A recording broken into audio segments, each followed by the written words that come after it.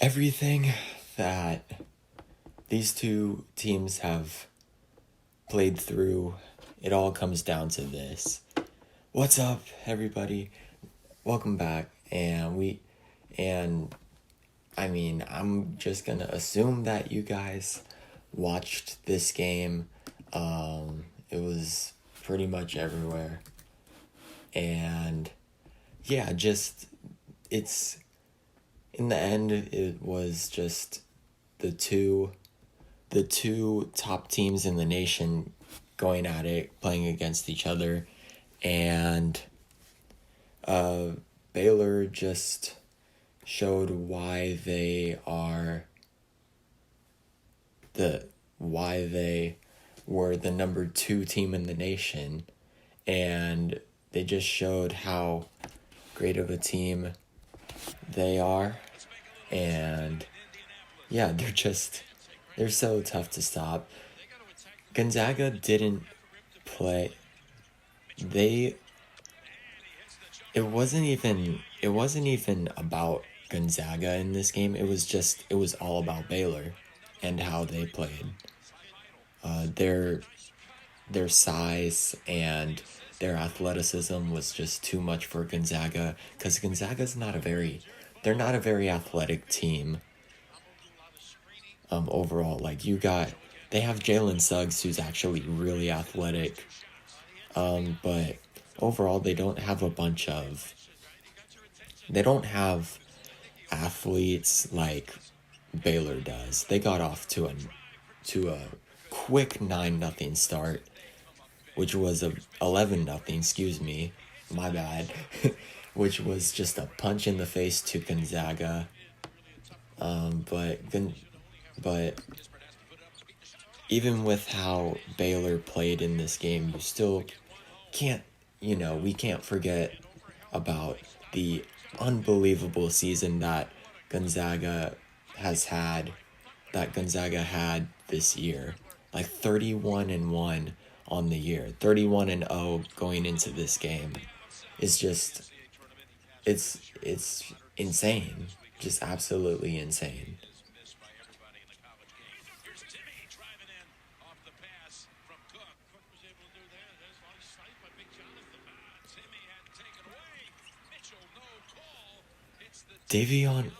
Where do you guys think Davion Mitchell is going to go in the draft? Where do you guys think he's going to go? Because he was blowing by everyone that he was being guarded by. Gonzaga didn't have anyone that could stay in front of him, that could just simply stay in front of him, because he was just too quick. He was just too quick. You're seeing it right here. Great block from Drew Timme, but even still, he blew by his defender as if he wasn't even there. It's just insane. I'm just curious as to where you think he's going to get drafted. I think he's got to be a lottery pick at this point. He's one of the best guards in the country, no doubt. Him, Jared Butler, and Maceo Teague. That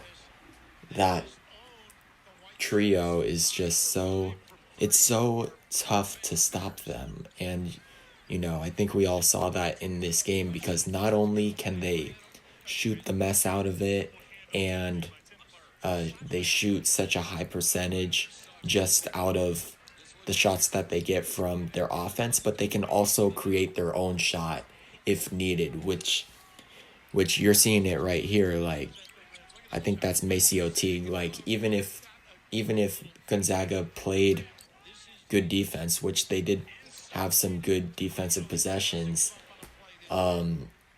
Baylor those 3 guards are so good at creating their own shot that even if you play good team defense, they're still able to find ways to score, because their players are just so skilled and just so talented, so tough, that Gonzaga just didn't really have an answer for them.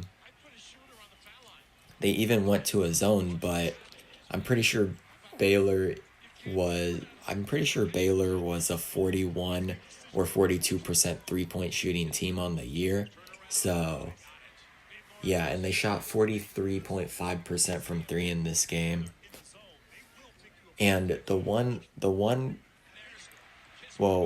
the concerns with Gonzaga, one of the things that was just kind of a little bit of an issue in this game with Gonzaga was, one, their lack of size.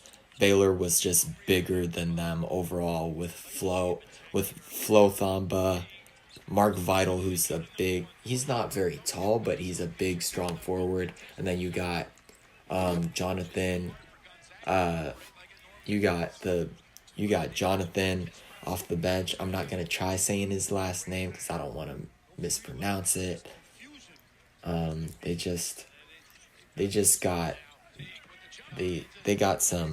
They definitely got some size on their roster, and Gonzaga really only had Drew Timme down low to try handling Baylor's size, and ultimately it was just too much for Gonzaga.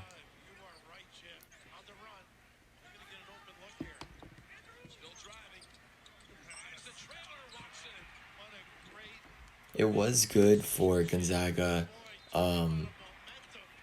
seeing that they were able to kind of fight back a little bit. Jalen Suggs was also in foul trouble in the first half. He picked up 2 fouls pretty early on in the game. But look at this. Hey. See ya. And you saw that right there. He can create his own shot whenever he wants. That was Jared Butler. But imagine having 3 guys that can do that and can shoot from deep the way that these guys can. It's just absolutely insane.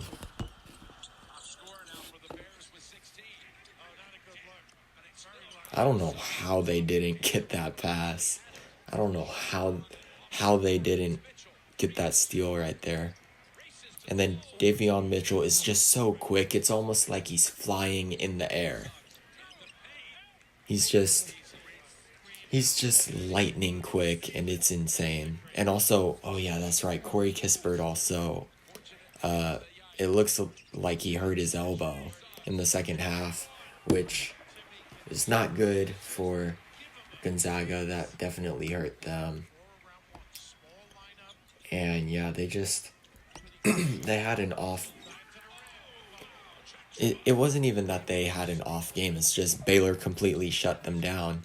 They just wouldn't, like you're seeing it right there. Every bucket for Gonzaga was tough. There were no easy baskets for Gonzaga. Baylor was just they're just a really hard-nosed team that just tries to run you to the ground, and they did that in this game.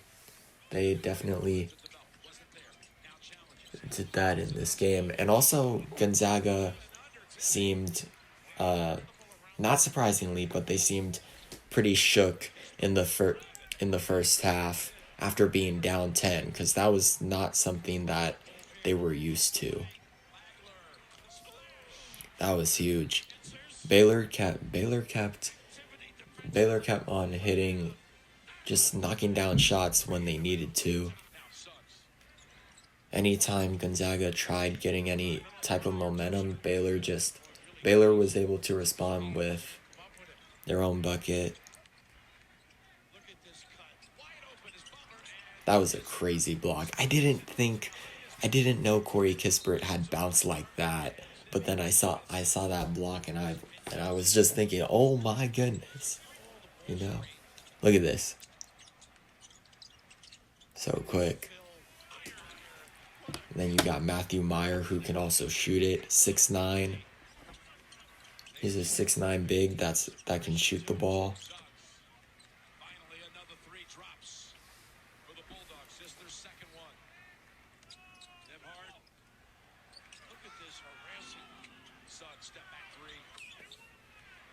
Baylor, again, they were just the better team. They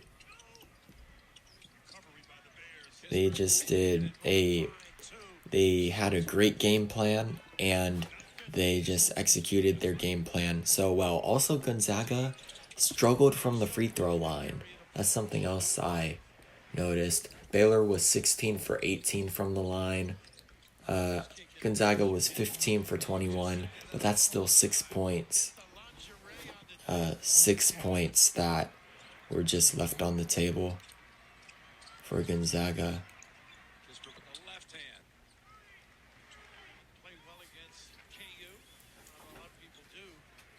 It's tough when you are running an offense and you've only got like one legitimate ball handler. I mean, the other guys can dribble the ball, obviously, but they don't take. They aren't able. They weren't comfortable dribbling with the ball like Jalen Suggs was, and he was really the only guy that was comfortable handling the ball for Gonzaga. And Baylor, on the other hand, they have Jared Butler, Maceo Teague, Davion Mitchell, and then they also have Adam Flagler off the bench. So they have multiple guys that are comfortable handling the ball and comfortable dealing with pressure. And Gonzaga's lack of ball handling, lack of ball handlers, their lack of size, and also Jalen Suggs was in foul trouble. It hurt them, but you gotta give credit to Baylor. I thought, when I looked at the bracket before the tournament started, I looked at every single team in the bracket, and I just thought to myself, and I said this, I'm not sure if I said this in a video, but the one team that I thought, if there was one team that I felt like could beat Gonzaga, it would be Baylor. And I've watched multiple Big 12 games back before the tournament started. I just watched a ton of Big 12 basketball, and Baylor also plays in a much tougher conference than Gonzaga, and Gonzaga really had not been challenged that much going into the tournament because they play in the West Coast Conference, and that's with schools like Pepperdine, St. Mary's, BYU, good teams, but just not at the level of these Big 12 schools, you know? And yeah, I actually I thought to myself when I saw in the second round that Gonzaga was going to play Oklahoma, I thought that would be a really interesting game. Gonzaga won that game by, I think, it was like around 20 maybe, but I thought that would be an interesting game because Oklahoma played against tough competition all year long, and Baylor, again, played against top 25 schools like every other night, almost, in the Big 12, and so they were used to playing against these top-notch programs, whereas Gonzaga played in a conference that just had teams that weren't quite as good that just simply weren't as good as the schools that Baylor was playing against on a nightly basis. But yeah, congratulations to Baylor. That's really great for them. Baylor fans, let me know your thoughts about this game and just the season in general. And Gonzaga fans, you have nothing to hold your head about. Like, unbelievable season. Unbelievable. And don't let this one loss, just don't let this one loss hurt